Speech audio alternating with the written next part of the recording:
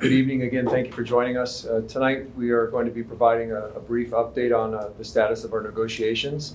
So you have members of the school board here as well as members of our negotiations team. I want to begin by just acknowledging that this is now day 6 of the strike, which means that 6 days that our students have not been in school with caring adults and learning in their school setting. And so this is very well known to any student out there from Minneapolis Public Schools as well as their families. And it's very heartbreaking and disappointing. And so ultimately we want to get our students back in school, want to get them around the adults who care very much for them in the classrooms. And we remain committed to negotiating and coming to a resolution so that we can have our kids back in school. So I'm going to turn it over to Chair Ellison and we'll provide you with a little bit of information about the progress of our negotiations today. Thank you, Superintendent. Good evening.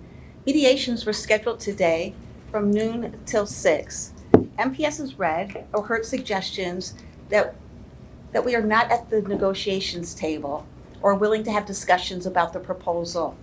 We want to be very clear in stating that the negotiation table is our first priority for everyone on the team, and we welcome any conversation that will help us reach an agreement. MPS has notified the MFT that our proposal to them we have met our financial parameters, and those parameters can be found on our website.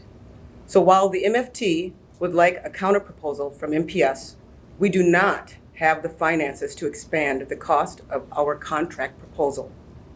We have been thinking creatively about ways we can compromise, but we have reached our financial limitations. Thank you. To provide a bargaining update, we have 15 different bargaining groups, so we are continuously negotiating. To date, we've reached agreement with 7 of those groups within our board financial parameters. Today, our SEIU union, our food service, filed their intent to strike with the Bureau of Mediation. This action does not mean a strike will occur, but rather it starts the 10-day cooling off period. The soonest a strike could begin would be Tuesday, March 28th. We continue to meet with them to work to reach an agreement and avoid a strike. Our SEU represents our food service, represents physicians and nutrition services that serve our students. It's also important to note that SEIU employees have been invaluable throughout the pandemic, serving on the front lines, delivering food boxes in the early days, as well as throughout all of distance learning. MPS wants to reassure our families that if a strike does take place, we're committed to ensuring our students get their daily meals. We'll be at the mediations table as long as we can, 24/7 to get a deal done with all of these groups to get our students back in school. I want to say that our hearts are heavy that our students are not in buildings surrounded by the caring adults and with their needed supports. We remain committed, again, to working with MFT and negotiating a contract that provides fair wages and is fiscally responsible. I will also add that we've been very fortunate to have a number of community partners that have stepped up to support our students in our community during this time period. And just highlight and reinforce again what we're offering. We do have childcare supervision available for students in pre-K through 5th grade at a number of our sites right now. And transportation is available if needed, and just encouraging families, if they need this level of support, to call their school and we'll get things coordinated. Also want to highlight the support that we received from the Boys and Girls Club, YWCA. They have childcare openings at various locations, as well as the Minneapolis Parks and Recs Board, Recreation Board is offering a drop-in enrichment programs and activities for students at several sites. And then finally, on our website, we have resources for enrichment for our students that families can access to, again, keep children connected to activities around enrichment and learning opportunities during this very, very difficult time. So with that, we will open it up to questions that you have. And certainly, like I said, we have members of the negotiations team here. And if we're not able to answer your questions directly, we will make sure we get back to you. Just before we forget, can everybody just go down the line and identify themselves, just so we don't mix anybody up? Sure. I'll start. Ed Graff, Superintendent. Hi, Kim Ellison, Minneapolis Board Chair. Kimberly Caprini, Minneapolis Public Schools Board Treasurer. Maggie Sullivan, Senior Officer for Human Resources. Eric Moore, Senior Officer of Accountability, Research, and Equity. Superintendent Graff, I guess we'll start with you. You know, how do you feel negotiations are going at the moment? Are you seeing any sort of light at the end of the tunnel here? Well, we remain committed to the negotiations process. We've been working very closely with the mediator over the last couple of days. You know, it's much slower than what we'd like to see. Obviously, there's a difficult space we're in when our students are not in school, but you know, the members of the negotiation team, the board has been very clear on how we want to get this agreement settled, and doing so as quickly as possible, I think is advantageous for not only our students and families, but for the Minneapolis community at large. So with the proposal being at your fiscal limit, what do you see as the next step in continuing that negotiation conversation?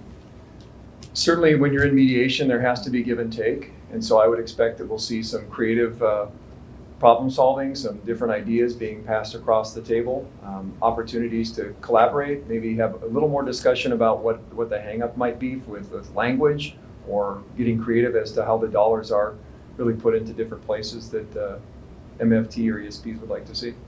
But so far since the weekend, you haven't seen that kind of creative offer from the union? We're working with the mediator, and we had some of those discussions taking place today.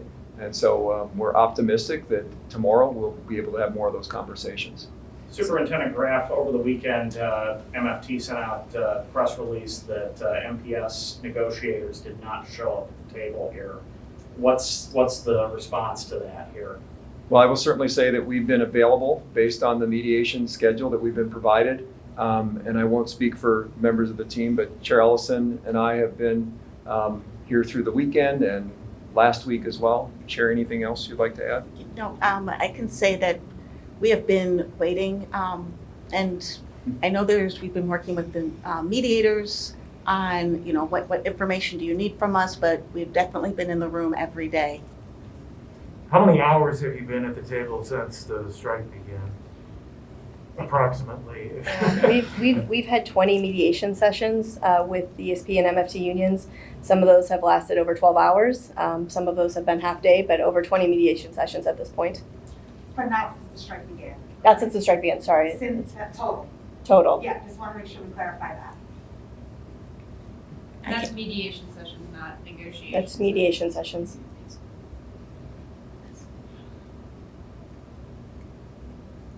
Any other questions?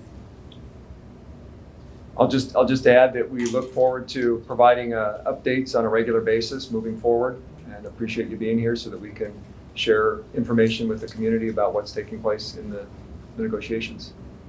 Superintendent Graff, one last question here. What do parents in the district, what should they be preparing for this summer here? I mean, are we talking about going potentially into June here with classes if we don't get this resolved here soon? So we know that with statute, we have a required number of days that we have to be in session in order to receive funding from the state.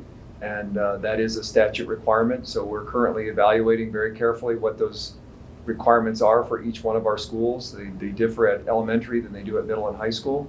And so again, our commitment is to get a settlement so that we can get our students back in school, getting them connected with the caring adults that they love being around every single day, and the learning that we know is needed for their academic success.